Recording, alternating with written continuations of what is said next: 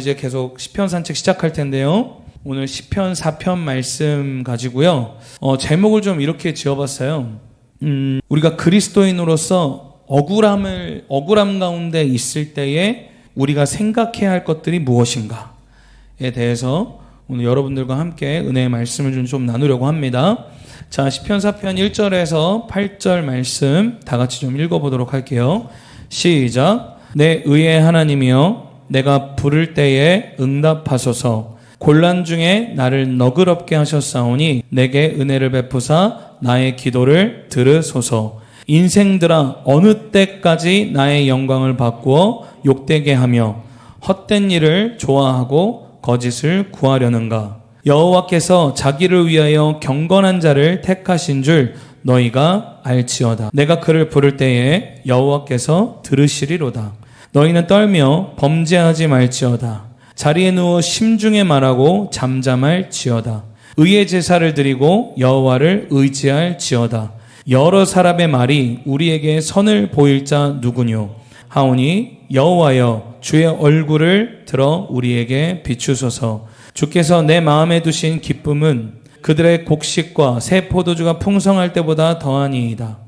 내가 평안히 눕고 자기도 하리니 나를 안전히 살게 하시는 이는 오직 여호와이시니이다. 아멘. 시편 4편 아마 다들 많이 읽어오셨을 거예요. 시편을 올해 안에 끝까지 다 한번 통독해봐야겠다라고 하셨던 분들 보통 4편까지는 다들 그래도 의지를 가지고 가기 때문에 다들 많이 강해를 통해서든 묵상을 통해서든 통독을 통해서든 이렇게 묵상해 보셨을 텐데, 오늘 이 시편 4편은요, 물론 근거를 우리가 찾아볼 수는 없지만 많은 신학자들이 3편과 4편의 배경을 동일한 시점이 아닌가라고 생각하면서 보고 있는 내용입니다. 근데 이제 시편의 4편을 보면요, 3편과 달리 좀 다른 점이 한 가지 있다면 시편의 시작이 이제 기도로 시작하고 있다는 거예요. 4편의 시작이 기도로 시작하고 있다는 것이고, 그리고 시편의 3편은 아침의 시라고 이야기한다면 이 시편 4편은 저녁의 시라고 이야기를 합니다. 그래서 마치 하루를 이렇게 마무리하면서 우리가 어떤 고통과 어려움 가운데 있을 때, 그쵸? 아침에 눈을 뜨면 그 현실 감각이 확 살아나면서 오늘 그냥 너무 눈 뜨고 있는 것 자체가 두렵고 싫을 때가 있잖아요. 그쵸? 그러한 하루의 시작을 여는 시편이 바로 시편 3편이라고 한다면, 이제 시편의 4편은 그러한 어려움을 다 오늘 하루를 마무리하고 하나님께 그 하루를 정리하면서 올려드리는 그런 시로서 구분을 하기도 한다라는 것이죠. 그 이유는요, 이제 8절을 보면 내가 평안히 눕고 자기도 하리니 나를 안전히 살게 하시는 이는 오직 여호와시니이다. 이렇게 고백을 하잖아요, 다윗이. 그래서 이런 어떤 하루를 마무리하는 시로 보는 시각들도 있다라는 거예요. 시편 4편을요, 우리가 몇 개의 연으로 좀 나눠볼 수 있는데, 어떤 신학자분들은 4개의 연으로 나누기도 하고 어떤 분들은 3개의 연으로 나누기도 합니다. 근데 저는 오늘 이 말씀을 빨리 끝내야 돼서 3개의 연으로 나눠서 하려고 했어요. 근데 묵상을 하니까 도저히 안 되겠어서 다시 4개의 연으로 나누는 그런 시간이었는데요. 근데 우선 일단은 제가 올려놓은 거에는 3개의 연으로 돼 있을 거예요. 한번 요거 좀 볼까요? 그래서 1절과 2절, 5절, 그리고 6절, 8절 이렇게 3개의 연으로 나눠볼 수 있는데, 1절은 하나님의 도우심에 대하여서 간구하는 다윗의 모습을 볼 수 있고요. 2절부터 5절은 다윗의 권고, 우리가 어떻게 하나님 앞에 바르게 나아가야 할 것인가, 그리고 내가 하나님의 경건하고 하나님의 선택을 받은 자로서 너희가 행하는 일이 얼마나 부질없고 결국 그 종말이 비참하게 될 것인지에 대한 권고, 이런 권고를 2절부터 5절의 내용으로 갖고 있다면, 이제 6절부터 8절은 뭐냐? 세상의 그 어떠한 기쁨보다, 그들이 어떠한 모든 것을 가지고 있다 할지라도 나는 주님으로 인하여서 만족하고 평안하다. 여러분, 정말 주님만으로 만족하십니까? 진짜죠? 주님 한 분만으로 여러분 만족하세요? 우리 정말 그렇게 됩시다. 주님 한 분으로 만족하기까지 우리 주님을 갈망합시다. 우리 그래야 돼요. 저는 하나님이 우리의 모든 신앙의 여정을 우리를 이끌고 가는 그 과정 속에서 하나님이 우리에게 깨닫게 하시는 것이 뭔지를 가만히 생각해 보면 결국에는 하나님만을 사랑하도록 우리를 인도하시는 것 같아요. 그러니까 저와 여러분의 인생에 이 세상에서 뭐 아무것도 이룬 것이 없다 할지라도 내가 정말 하나님을 진정으로 사랑한 사람이 되었다 라고 여러분의 인생에 그 마지막에 종지부를 찍을 수 있다면 저는 여러분이 영적으로든 거룩한 하나님의 시각으로든 여러분은 성공한 인생인 줄 믿습니다. 오늘 우리는 그런 인생이 될 수 있도록 끊임없이 주님 안에서 다뤄지고 다듬어지고 나가야 된다는 거예요. 진짜 하나님 사랑하십시오, 여러분. 전 정말 그러고 싶어요. 정말 주님만 사랑하고 싶어요, 진짜로. 그런 인생이 되기를 축복합니다. 자, 이 시편의 머릿말을 보니까요, 다윗의 시 인도자를 따라 현악에 맞춘 노래라고 되어 있죠. 이 현악이라는 게 이제 우리가 흔히 생각하면 이제 오케스트라처럼 이렇게 막 이런 거 생각할 텐데 이게 이제 네기노트라는 원어예요. 히브리 원어인데 이게 무슨 말이냐면 손으로 연주할 수 있는 모든 악기들을 이야기하는 거예요. 그래서 뭐 하프라든가 뭐 심벌즈 같은 이런 타악기까지. 그래서 모든 악기들 손으로 다루는 악기. 뭐 발로 치는 악기는 드럼 킥 밟는 거 빼고는 거의 없잖아, 그지? 뭐 발로 피아노를 치진 않을 거 아니야, 굳이. 그러니까 당시에 다윗의 장막을 섬기고 있던 훈련된 그 뮤지션들이 손으로 연주할 수 있는 그 모든 악기를 마치 지금 오늘날의 밴드 마스터처럼 지휘자 같은 그 지휘자의 지휘에 맞춰서 연주할 때 불려졌던 시. 오늘 그 찬송시가 오늘 이 시편 4편이다. 그래서 저는 요즘 제 요 머릿말, 이 시편의 머릿말을 보면서 좀 한 가지 다루고 싶었던 게 뭐냐면 요즘 그런 얘기들을 많이 하세요, 목사님들. 어떤 목사님들은 뭐 악기 연주가 사람의 막 그 혼적인 감정까지 깨우기 때문에 악기로 예배하고 찬송하는 거 별로 좋지 않다. 그래서 우리는 뭐 파이프 오르간, 뭐 드럼 같은 거 안 쓰고 일렉 기타 같은 거 안 쓰고, 그럼 나는 그분들한테 꼭 하고 싶은 얘기는 파이프 오르간도 쓰지 마. 파이프 오르간도 쓰지 말고 피아노도 쓰지 말고 아무것도 쓰지 마세요. 그거는 뭐 감정을 안 만집니까? 그 말도 안 되는 소리예요.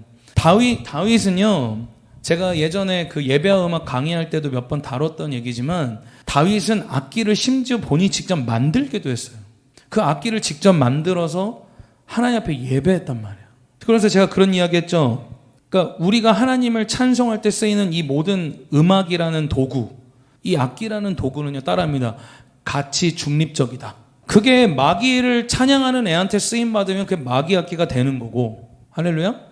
정말 거룩하게 구별돼서 하나님을 진정으로 사는 다윗 같은 그런 예배자들이 주님을 예배하기 위하여서 사용하면 그건 하나님을 찬송하기 위해 사용되어지는 거룩한 하나님의 악기가 되는 거예요.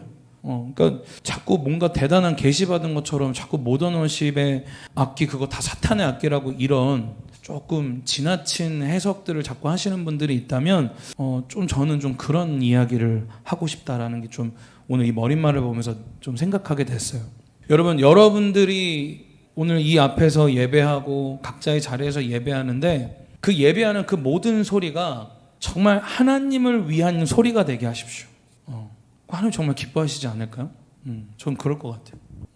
그래서 구별된 소리를 내는 우리 모든 지체들이 되기를 여러분 예수님의 이름으로 축복합니다. 자, 그래서 이제 시편 강해를 이제 본격적으로 좀 들어가 보면, 자, 우리가 첫 번째, 우리가 어떤 어려움과 어떤 고난 중에 특별히 막 억울한 일을 당하는 중에 우리가 있을 때, 정말 이해할 수 없는 그 상황 가운데 있을 때 우리가 생각해 봐야 될 그 첫 번째가 무엇이냐면요, 바로 하나님이 베푸신 은혜의 경험에 대하여서 여러분들은 기억하셔야 된다는 거예요. 만일 저는 아직 그런 경험을 한 적이 없는데요 라고 얘기하시는 분들이 있다면 그 기회가 이번 이 시간이 될 수 있도록 여러분 기도하셔야 됩니다. 오늘 1절을 보면요. 내 의의 하나님이요 내가 부를 때에 응답하소서. 곤란 중에 나를 너그럽게 하셨사오니 내게 은혜를 베푸사 나의 기도를 들으소서라고 이야기하고 있어요. 다윗은 먼저 하나님을 부를 때 뭐라고 부르냐면 내 의의 하나님이여 라고 불러요. 내 의의 하나님. 여기서 내 의에 해당하는 이 치드키라는 이 히브리 원어를 보면요. 내가 의롭다는 사실을 아시는 이라는 뜻이 돼요. 그러니까 내 의의 하나님이라는 건 내가 그러니까 하나님이 의로울 뿐 아니라 내가 의롭고 정직하다라는 걸 다 아시는 하나님이라는 고백이 되는 거예요. 그래서 다윗은요 자신이 처한 고난의 상황으로부터 그 나의 의로움을 아시는 그 하나님이 자신을 건져내 주실 것에 대하여서 간구하면서 애타게 기도하고 찾고 있다는 거예요. 이 정확한 상황에 대해서 아까도 제가 얘기했지만 이걸 우리가 알 수는 없지만 시편 3편의 연장선상으로 이 시편 4편을 만약에 여러분들이 본다면 여러분도 아시는 것처럼 다윗이 정말 비참했겠죠. 정말 엄청 비참했을 거예요. 자신의 아들이 쿠데타를 일으킨 거거든요. 그 왕권을 다시 빼앗아가기 위해서. 그러니까 그런 어려운 상황 가운데 있을 때 쓰였던 시가 지금 저와 여러분이 보고 있는데 심지어 왕권을 빼앗겼을 뿐 아니라 뭐예요? 자신의 목숨까지도 위태위태한 상황 가운데 있었다라는 거예요. 그런 억울한 상황 중에 다윗이 또한 뭐라고 하냐면 그러니까 앞에서 보면 내 의의 하나님이여 라고 하는데 시편 3편에서는 하나님을 부를 때 뭐라고 그러냐면 여호와라고 불러요. 근데 시편 4편에서는 뭐라고 하냐면 그 엘로힘이라는 그 말의 원형인 엘로헤라고 불러요. 이게 무슨 뜻이에요? 그러니까 온 우주 만물을 창조하신 그 하나님, 그분의 전지전능하심을 다윗이 의도적으로 부르는 거예요. 그만큼 억울하고 너무나 힘드니까 내 모든 억울함을 아시는 그 하나님, 이 모든 우주 만물을 창조하신 그 하나님. 그게 결국 뭐예요? 다윗이 믿고 있는 하나님은 그런 하나님이었다라는 거예요. 그러니까 저와 여러분이 믿고 있는 하나님이 누구인가가 중요하다. 저와 여러분이 믿는 만큼 하나님은 여러분의 삶 속에서 역사하세요. 내가 얼마나 그 주님을 신뢰하고 그 주님을 믿고 있고 내가 믿고 내가 동행하는 그 하나님은 어떤 하나님이신지를 우리가 깨달을 때 내가 깨닫고 아는 만큼 그분이 역사하신단 말이에요.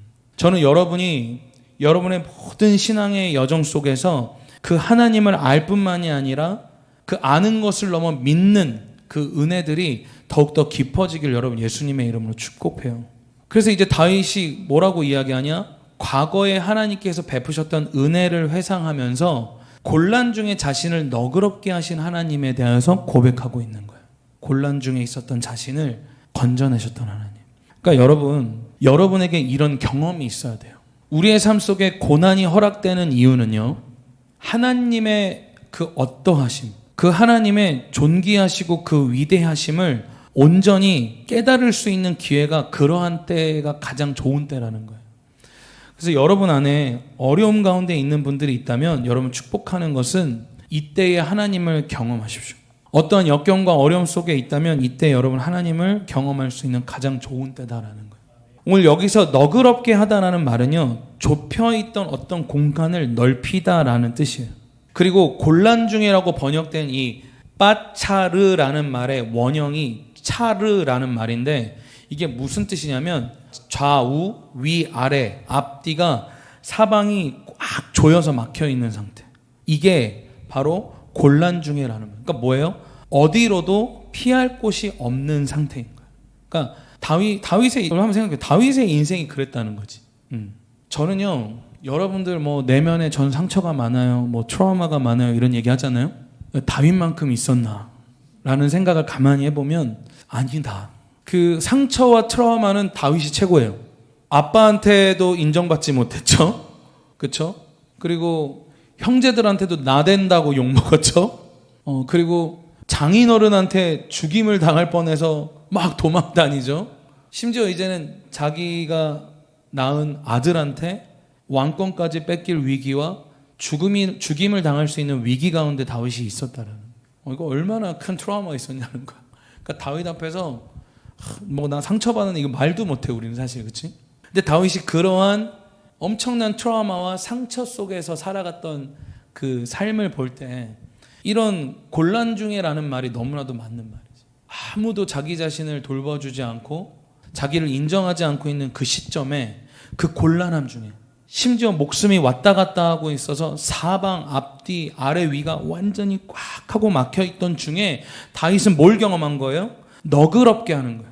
그 모든 상황이 좁혀오고 나를 억압하고 있는 그 시점에 이 모든 상황을 열으셔서 구원하셨던 그 하나님을 다윗은 경험했다. 그래서 저는 여러분이 곤란 중에 있고 어려움 가운데 있을 때 여러분 축복하며 기도하는 것은 그 과거에 여러분을 어렵게 어떤 어려운 상황, 여러분을 곤란 중에 매이게 했던 그 상황 가운데 있었던 그 상황 속에서 여러분에게 은혜를 주셨던 그 하나님을 기억하기를 예수님의 이름으로 축복합니다. 그래서 그곳으로 하나님 앞에 나아가는 거예요. 하지만 여러분의 고백이 뭡니까? 주님, 그때 경험했던 그 은혜보다 주님, 나에게 더 큰 은혜를 허락하여 주시옵소서. 오늘 우리는 그 경험으로 하나님 앞에 나아가는 거예요. 그러니까 경험이 없으니까 어때요? 자꾸 신앙이 푹 쓰러지는 거예요. 계속 그냥 신앙이 깊이 그냥 박혀버리는 거예요. 근데 저와 여러분이 생각해 보세요. 내가 어떤 어려운 상황 가운데 있었을 때, 내가 곤란 중에 있었을 때 나를 너그럽게 하셨던 하나님 우리가 경험했다면 두 번째, 세 번째 맞게 되는 그 곤란 중에 있을 때의 우리의 신앙은 어떻게 되겠어요? 더 믿음 가운데 나아가겠지. 오늘 여러분 곤란 중에 있을 때에 여러분들을 너그럽게 하셨던 그 하나님의 은혜를 주장하세요. 아멘. 그걸 선포할 때 오늘 하나님은 우리를 건져내시는 거예요. 저는 이런 다윗의 모습을 보면서 한 가지 깨닫게 된 것이 무엇이냐면 따라해볼까요? 어떠한 일이 있어도 하나님께 끈질기게 붙어 있어라. 여러분 제가 아까도 얘기했지만 그 트라우마와 그 상처투성이었던 다윗 보세요. 저는 다윗이 참 대단하다고 느끼는 게 뭐냐면 그래도 끝까지 하나님만 봐. 여러분 우리 끝까지 하나님 봐야 돼요. 무슨 일이 있어도 하나님 봐야 됩니다. 하나님보다 자꾸 다른 것에 그런 상황 속에서 하나님이 이제 나를 버리신 것 같아요. 역시 내 인생은 소망이 없어요. 그러면서 자꾸 다른 데 쳐다보면서 그래 결국은 내가 이 세상에서 잘 먹고 잘 사는 게 답이었어 이러면서 뒤돌아서 나가는 것이 아니라 우리가 그러한 상황 중에서도 우리는 끝까지 다윗처럼 하나님께 물고 늘어져야 돼. 다윗이 이거 어떤 상황 가운데 썼던 시예요? 만약에 3편과 동일한 시점이라고 생각했다면 지금 벌 받고 있는 상황이야. 여러분 만약에 여러분이 그 바울이래. 바울이 아니라 우리아와 우리아 안에 밧세바를 범한 그런 중대한 죄를 범하고 여러분이 벌 받고 있는 과정이라는 걸 알고 있다고 생각해봐. 이렇게 붙들 수 있겠냐고. 그 얼마나 사탄이 조소할까? 야, 네 낯짝도 두껍다. 너 그렇게 죄를 범하고 하나님 앞에 나올 수 있다고? 우리 아마 이 정죄감 때문에 하나님께 나아가지 못할 거라는 거야. 근데 다윗의 위대함이 뭐예요? 끝까지 하나님 붙드는 거야. 그러한 중에서도 하나님, 내가 정말 어려운 가운데 있는 거 주님 아시지 않습니까? 내가 이 상황 가운데 심지어 내가 의롭다라는 말조차도 꺼낼 수 없는 상황인데 다윗이 나는 내가 의로운 거 주님 아십니까? 아시지 않습니까? 라고 오히려 주장하면서 그러니까 여러분 저는 여러분들에게 이야기하고 싶은 게 뭐냐면 물론 우리는 우리의 삶 가운데 죄를 범하면 안 되죠. 죄 범하면 안 돼요. 근데 정말 중요한 것은 무엇이냐? 나의 행위로서는 하나님의 의를 우리는 완성할 수 없어요. 우리가 의로울 수 있는 건 오직 하나님의 주권적인 선택이에요. 그러니까 그걸 믿을 때 우리는 의로운 거지 내 어떤 행위가 정당해서 하나님 나의 의로움을 아시지 않습니까? 라는 말을 우리는 사실 할 수 없단 말이야. 순간순간마다 죄 짓는 우리가 무슨 우리가 의롭다고 스스로 이야기할 수 있겠어요. 그죠? 저는 여러분 축복하며 기도하는 것은 어차피 여러분들은 의로울 수 없어요. 그러니까 그냥 내려놓으세요. 그냥 내려놓고 내가 하나님 앞에 어떤 죄를 범하였다면 그냥 회개하고 빨리 돌이키고 내 삶에 어떤 징계가 있거나 내 삶에 나의 실수, 나의 범죄로 인하여서 내가 돌이켜서 빨리 하나님께 갔어야 되는데 못 가서 생긴 내 안에 어떤 어려움들이 있다면 그냥 빨리 회개하고 주님 앞에 돌이켜서 그냥 주님 앞에 회개하고 뭡니까? 나의 그 과거의 행적은 의롭지 않지만 나를 의롭다 하신 그 하나님의 그 칭의로 말미암아 그 선택이 나를 의롭다고 말씀하셨으니까 주님 그 의의 하나님 그렇게 주장하시면서 주님께 나아가셔야 된다라는 거예요. 오늘 다윗처럼 여러분 끝까지 하나님 붙잡는 은혜가 있기를 축복합니다. 여러분 우리는요 징계 이러면 너무 두려워하고 무서워한단 말이에요. 그렇죠? 여기서 징계받고 싶은 사람 누가 있겠어? 아무도 없지. 빨리 회개하고 돌이키는 은혜가 있다면 하나님 용서하세요. 하지만 우리 안에 다루어질 것이 있다면 하나님은 반드시 징계하십니다. 그리고 연단의 시간을 통과하게 하세요. 근데 이게 마치 하나님의 징계와 연단의 목적은 여러분 우리가 오해하면 안 되는 게 그것이 마치 우리를 파괴하시려는 목적을 가지고 있다고 생각하면 안 돼요.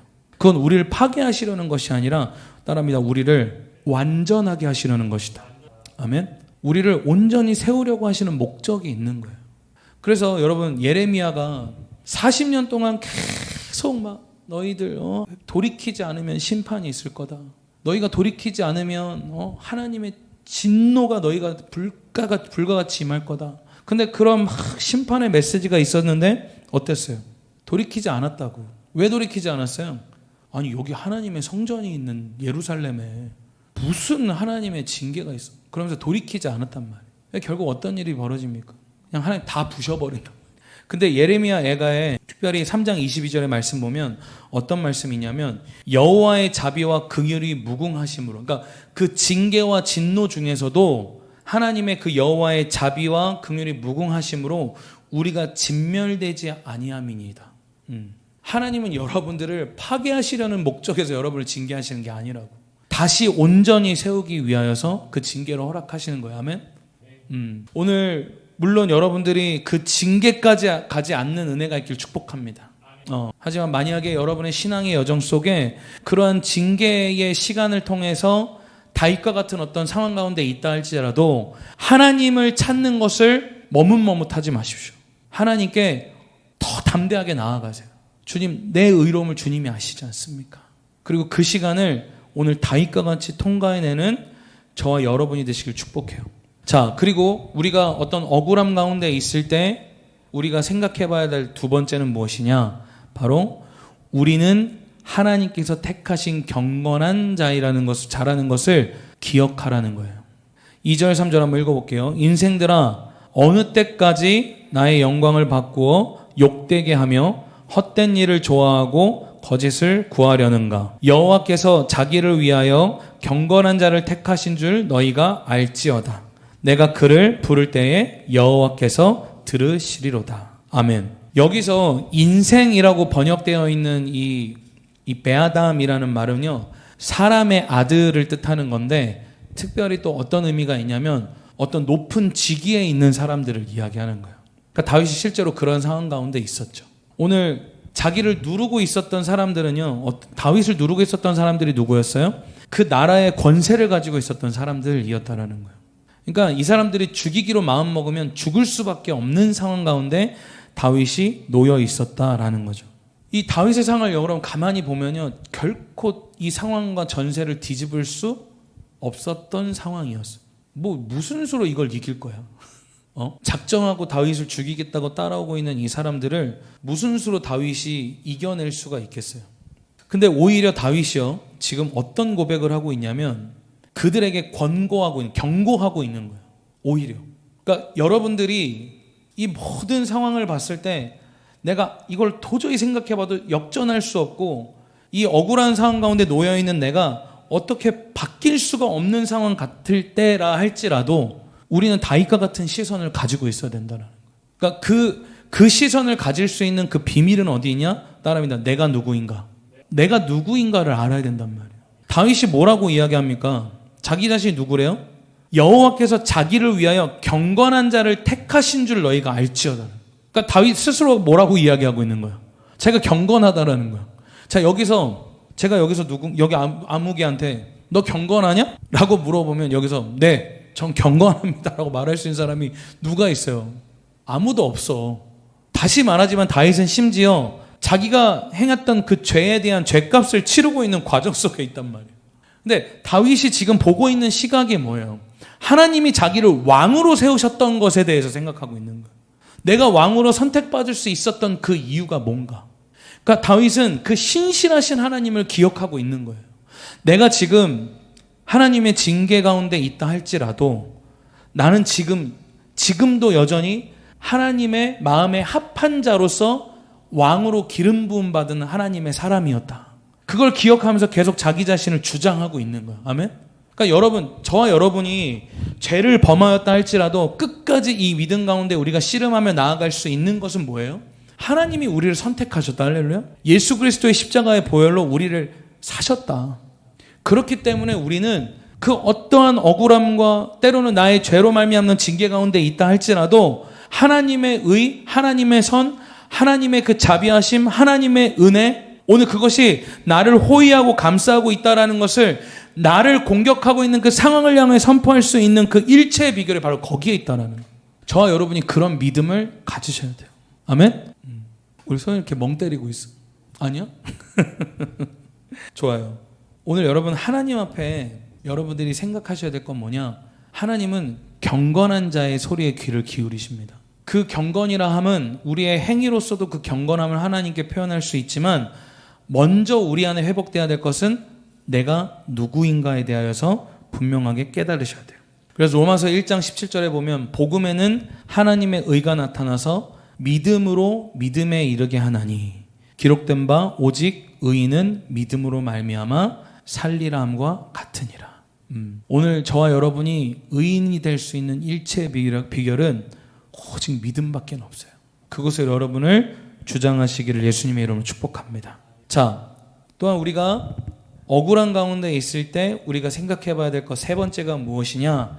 자, 따라합니다. 의로운 제사를 택하라. 아멘.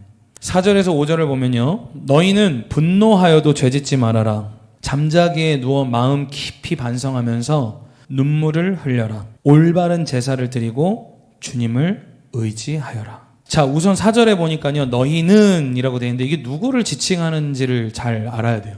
이거를 만약에 다윗을 지금 향해서 쫓아오고 있는 원수들로 해석을 하면 전혀 다른 해석이 됩니다. 근데 제가 믿기로는 이 너희는 누구냐면 다윗을 쫓아오고 있는 압살롬과 그의 무리들이 아니라 다윗을 따라 나섰던 백성들을 이야기하는 거예요. 그래서 이걸 세 번역으로 보면 어떻게 되어 있냐면 너희는 분노하여도 죄짓지 말아라.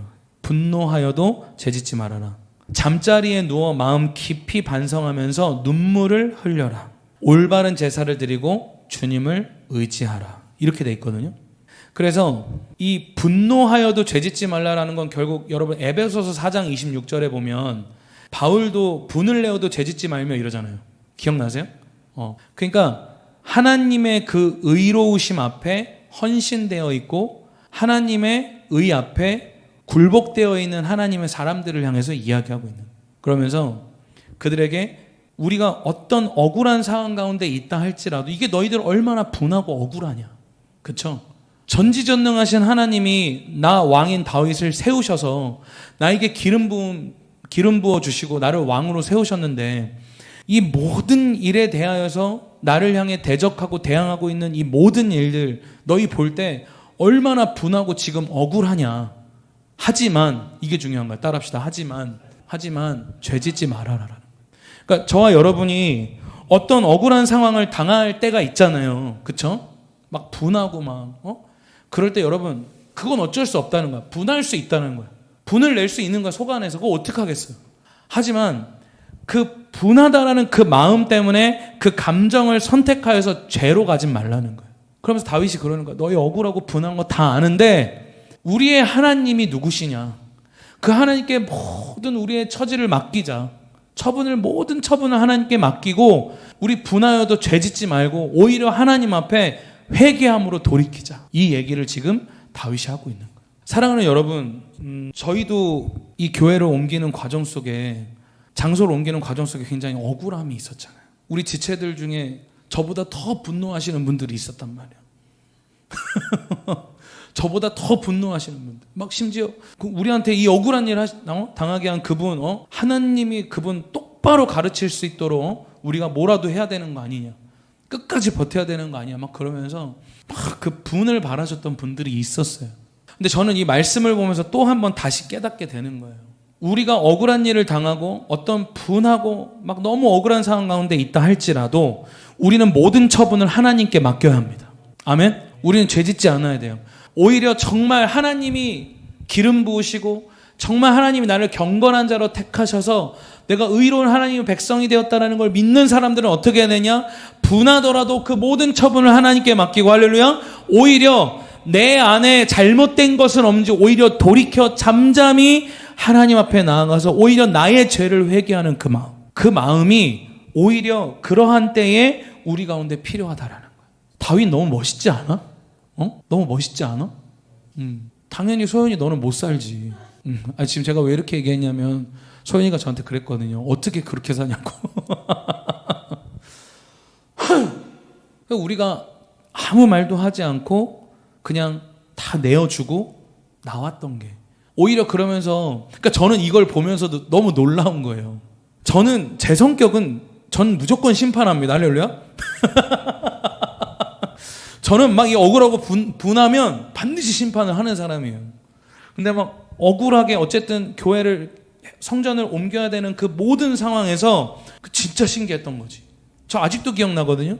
모든 결정을 이제 다 하고 마지막 마무리로 청소를 우리 있었던 성전을 깨끗하게 그래도 이렇게 물걸레질까지 해가면서 청소를 다 하고 나오려고 하는데 하나님이 갑자기 그 자리에서 기도하라는 마음을 주시는 거예요. 근데 그 자리에 가만히 앉아 있는데 정말 저는 이 말씀이 막 지금도 살아서 역사하는 것 같아요. 제 안에 오히려 저의 죄를 돌이켜보게 하시는 거예요. 오히려.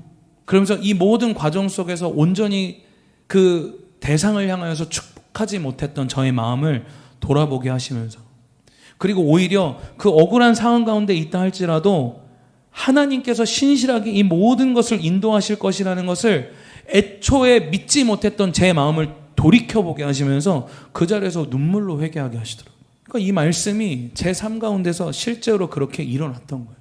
그러니까 이런 경험을 하면 어떻게 되겠어? 다음에 이러한 비슷한 일이 벌어지면 어떻게 되겠냐고. 자연스럽게 가야 할 방향을 알게 되는 거지. 소연이는 그거 어떻게 살아야 했지만 소연이가 우리 교회 이렇게 쭉 보면서 봤잖아. 목사님 어떻게 했는지, 그지? 그러니까 여러분 오해하지 마세요. 제가 그러니까 믿음으로는 의로운데 내가 잘났다는 얘기가 아니야. 그 얘기를 하는 게 아니라, 그러니까 저도 이게 성령님이 강권적으로 인도하셨다라고 밖에 얘기를 못 하겠는 거예요.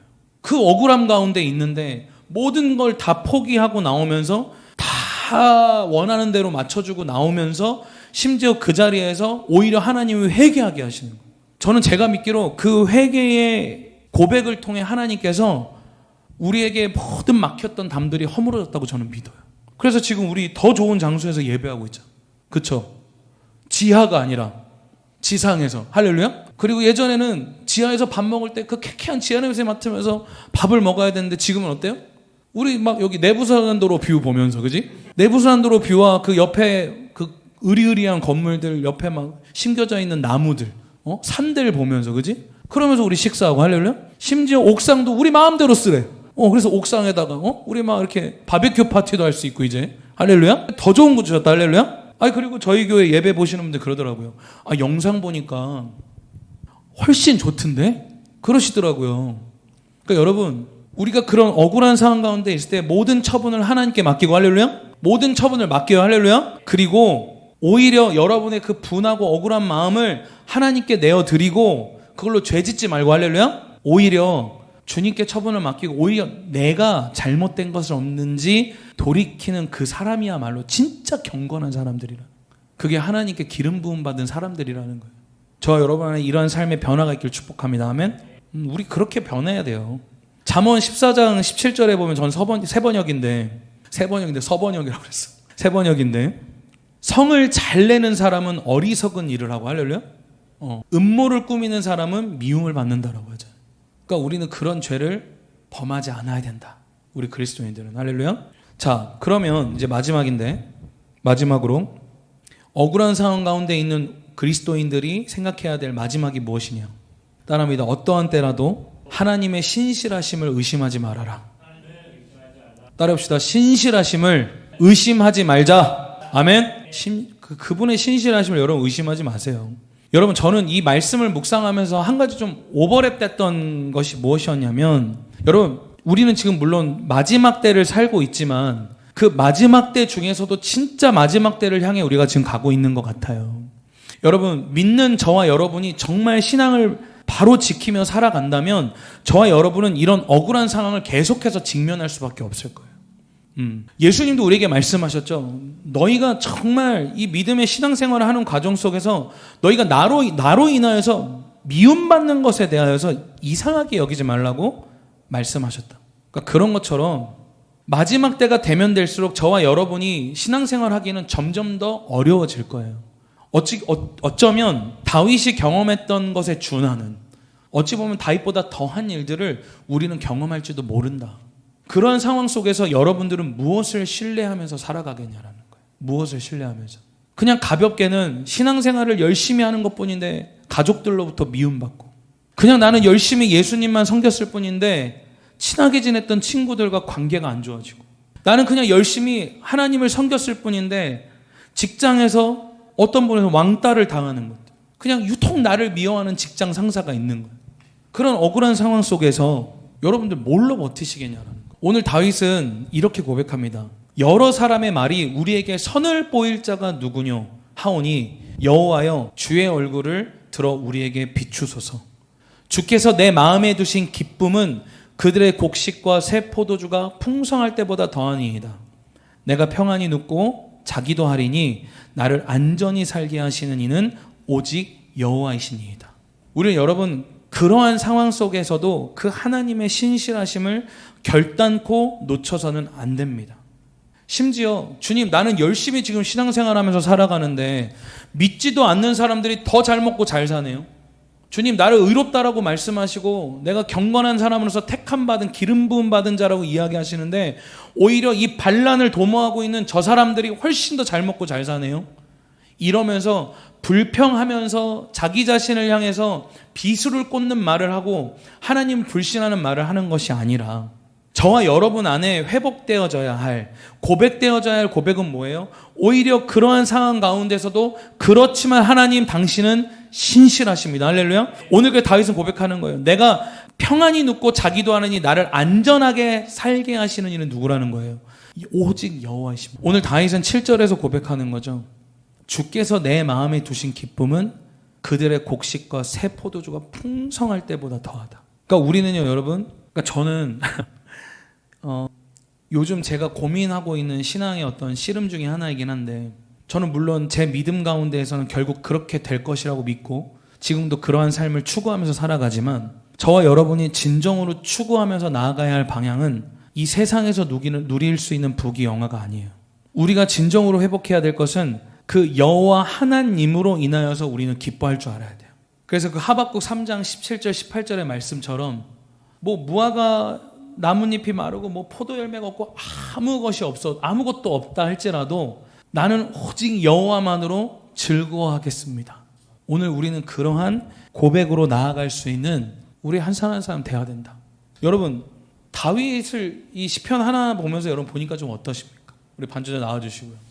다윗은요, 정말 저는 보면 볼수록, 물론 다윗이 큰 죄를 하나님 앞에 범했던 연약함도 있었지만 보면 볼수록 정말 대단한 것 같아요. 정말 대단한 것 같아요. 그 모든 어떤 상황이 자기 자신을 막 사방에서 옥죄 매는 모든 상황 가운데 본인이 있음에도 불구하고 끝까지 하나님 붙잡는 거예요. 저는 이 믿음, 우리가 막 분위기 속에서 막 어떤 캠프나 여름 캠프, 이런 겨울 캠프 가서 막 신앙 뜨거워져서 막 받는 그러한 신앙 가지고 회복될 수 있는 고백이 저는 아니라고 봐요. 여러분, 캠프 가서 어떤 집회 가서 받는 은혜도 너무 중요하지만 다윗의 이러한 신앙은 어디에서 오는 거냐면 그냥 평상시, 할렐루야, 평소의 삶 가운데 경험했던 하나님이 다윗의 삶에 그냥 묻어나 있는 거예요. 그러니까 이런 고백이 가능한 거란 말이에요. 물론 여러분 찾아다니면서 받는 은혜도 너무 중요하지만 그 얼마나 간절하니까 찾아다니겠어요, 그렇죠? 근데 저는 여러분, 진정으로 여러분 안에 먼저 회복되어져야 할 신앙, 하나님과의 관계,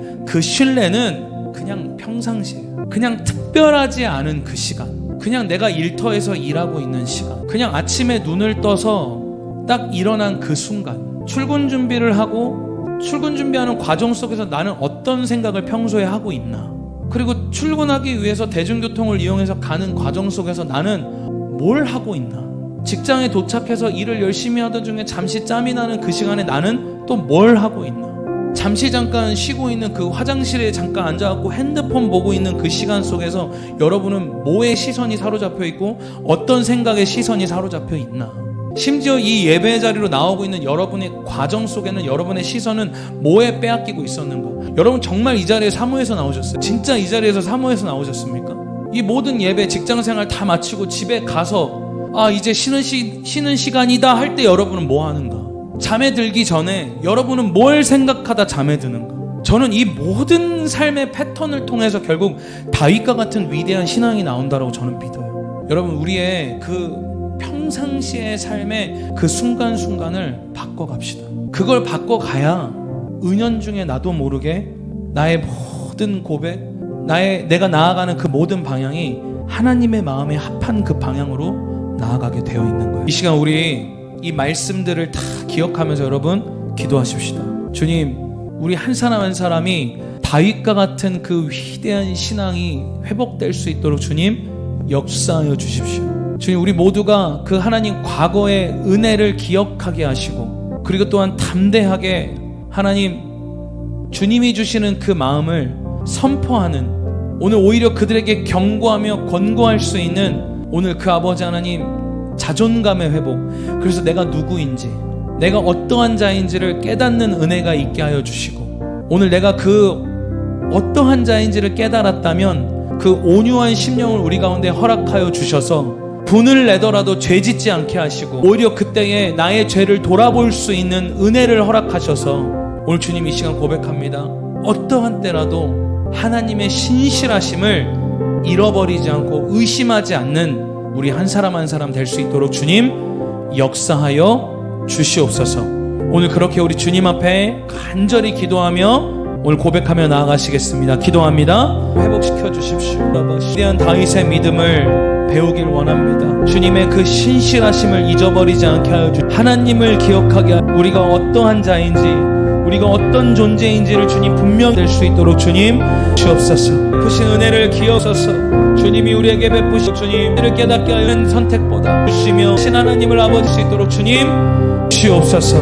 오늘 우리 시간 한 가지 더 기도합시다. 제가 아까 마지막에 이야기했던 것처럼 우리가 하나님 앞에 이런 위대한 다윗의 믿음을 갖기 위해선 오늘 어떤 특별한 어떤 하나님과의 만남, 우리는 항상 쉬는 시간만 되면 스마트폰에 시선을 빼앗기고 이동하는 중에도 그냥 계속 스마트폰으로 그냥 뭐 말씀 듣고 찬양 듣고 이런 게 아니라 그냥 재밌는 거 찾아다니고, 그러니까 이것 자체를 여러분 정죄하는 게 아니에요. 볼 수도 있죠. 근데 하나님을 오늘 한 번도 찾지 못했는데 그것만 보고 앉아요. 사랑하는 여러분, 저는 오늘 여러분 정말 축복하며 기도하는 것은 오늘 여러분의 평소의 모든 그 시간 속에 하나님과 함께하는 흔적이 있기를 축복합니다. 오늘 우리 주님 앞에 그렇게 기도합시다. 주님, 그러한 흔적이 남는 삶이 될 수 있도록 성령님 나를 인도하여 주십시오. 오늘 그렇게 여러분 각자의 자리에서 그렇게 결단하며 기도하십시오. 기도합시다. 주님, 우리의 모든 삶에 안으로 주시옵소서. 주님 주십시오. 주님을 볼 수 있는 은혜를 없소서. 하나님, 우리는 죄인입니다.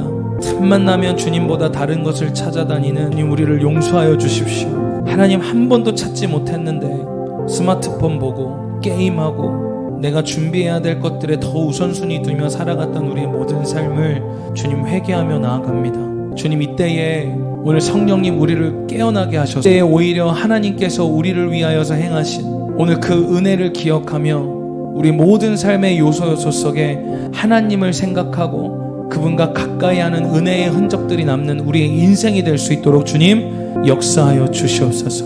오늘 위대한 믿음을 가진 그 다윗과 같이 우리의 삶의 하나님, 오늘 그 믿음이 더 큰 은혜로 회복되고 오늘 이 시간 선포하며 기도하는 것은 하나님이 우리에게 이미 베푸신 은혜를 기억하지 못하게 하는 모든 원수의 역사들이 예수의 이름 가운데 끊어지게 되게 하여 주시고, 오늘 하나님 우리에게 베푸신 은혜를 기억하게 하셔서 오늘 또한 내가 누구이며 내가 어떠한 자인지를 기억하게 하시고, 오늘 또한 주님이 시간 기도하는 것은 오늘 내가 어떠한 어려운 상황 가운데 있다 할지라도 분내며 죄를 범하는 것보다 더 의로운 선택을 할 수 있는 자가 되게 하시고 하나님의 신실함을 기억하는 우리 모든 지체들 다 될 수 있도록 주님 역사하여 주시옵소서.